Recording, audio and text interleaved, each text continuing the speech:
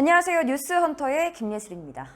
효성그룹 계열사 효성중공업이 중소시행사를 상대로 공사비 사기 및 불법 증거를 자행했다는 폭로가 나왔습니다.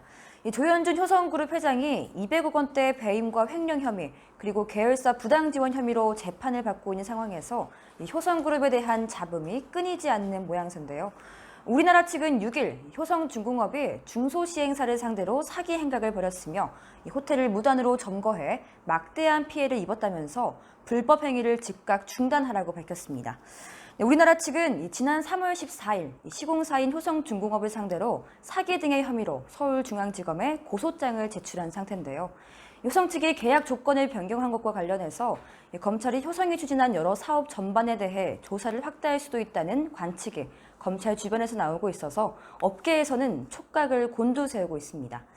우리나라 측에 따르면 이 사건의 발단은 2017년 4월 효성중공업이 경기도 화성 동탄에 신축하는 호텔 공사의 시공을 맡으면서 시작됐습니다. 우리나라 측은 해당 공사의 시행사인데요.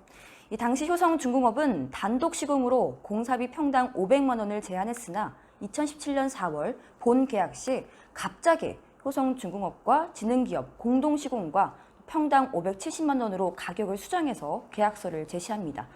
우리나라가 이를 거부하자 효성중공업은 이 570만 원은 PF 대출을 여유 있게 받으려는 용도일 뿐 이 공사 실시 설계 납품 후 평당 500만 원으로 공사비를 확정한다는 확약서를 써주겠다고 약속합니다. 이 약속을 믿고 계약서에 날인했지만 효성중공업은 지금까지 확약서 발급을 해주지 않고 있다고 우리나라 측은 주장하고 있습니다. 이처럼 공사비 협의가 제대로 이루어지지 않자 우리나라 측은 2019년 5월 이후 공사비 결제를 현재 중단한 상태인데요. 사실상 당연한 수순입니다. 효성 측은 도급 내역서를 제출하지 않은 이유에 대해서는 뉴스비전이에 대답하지 않았는데요. 이에 계약 내용을 바꿔서 제안했다는 부분에 대해서 효성 측은 갑질 횡포 지적을 피할 수 없을 것으로 보입니다. 통상 최초 금액 제시 이후 양사 간 협의가 없을 경우 최초 금액 제시대로 가는 것이 관례인데 양사 간 협의가 충분히 이루어지지 않은 시점에서 대기업이 계약을 강행하는 것은 중소시행사 입장에서는 압박으로 느낄 수 있기 때문인데요. 더불어 우리나라 측은 효성중공업이 계약 당시 주식 매매 거래 정지 상태였던 지능기업을 공동시공사로 끼워 넣은 것을 문제 삼으면서 자회사 일감 몰아주기라고 주장하고 있는 상황입니다.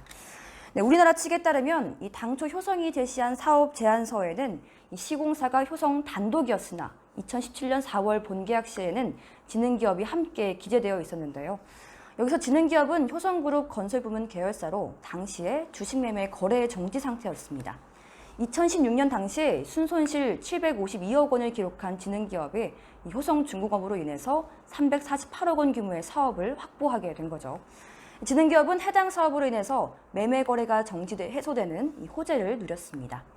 이와 관련 우리나라 관계자는 전형적인 계열사 일감 몰아주기라면서 재벌가의 사익 편취 수단이 됐다고 말했습니다.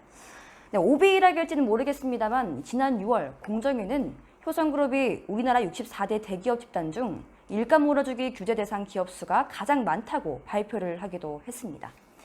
우리나라 측의 이 같은 주장에 대해 효성 측은 이번 사업은 금융사의 PF 대출용으로 공사비를 확정하고 진행할 이유가 없었던 사업이었기 때문에 우리나라 측의 주장은 주장일 뿐이다 라면서 또한 확약서를 작성해주겠다고 말한 적도 없다고 강력하게 반박했습니다.